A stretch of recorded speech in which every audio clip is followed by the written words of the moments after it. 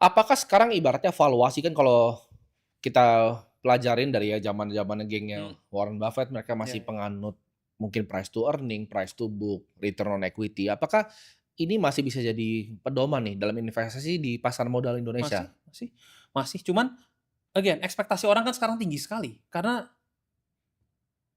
ya pengen kaya dan segala macam gitu. Dia nggak melihat bahwa investasi ini adalah sebenarnya mainan maraton atau mainan panjang. Ya, Kalau untuk fund atau mungkin lu yang size-nya lumayan besar, itu jadi pertimbangan karena kan mungkin lu juga nggak trading harian ya, dan goal lu beda kan, maka lu betul. harus lihat fundamental. Tapi kalau buat retails memang mungkin fundamental itu tidak menarik karena ya tidak bergerak dan cenderung kayak Ya, dia ya turun aja harganya gitu loh, yes. untuk saat ini. Nanti mungkin pada cycle-nya bisa aja fundamental yang naik terus dan yang lain enggak. Dan I think terjadi di mana-mana juga. Nvidia juga orang kan lihatnya potensinya kan, karena dia mau naik, dia menguasai AI dan segala macam, akhirnya harganya $5 triliun juga orang masih believe gitu. Oke.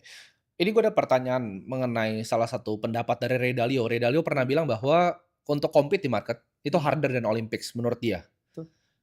Apakah lu setuju dengan pendapat itu? Apakah sesulit itu untuk beating the market di Indonesia?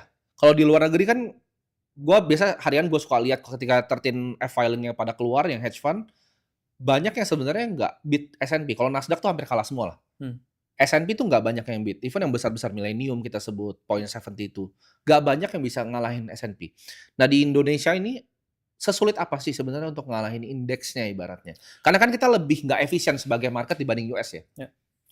Kalau bicara dari kacamata fund tentunya gue nggak bisa bilang, oke. Karena sekarang I think kalau fund, kalau acuannya indeks mungkin dia kalah, karena kan indeksnya bukan lagi LQ45 mover-nya, tapi Iya, saham-saham Konglo kan betul. mover-nya gitu. Jadi ya itu gue nggak bisa bilang dari kacamata mereka. Tapi kalau dari Indonesia sendiri, gini, technically sekarang kalau lu beli saham Konglo, at least dari tahun lalu lah, udah pasti lu mungkin duitnya minimum double lah, Ya, bisa dibilang.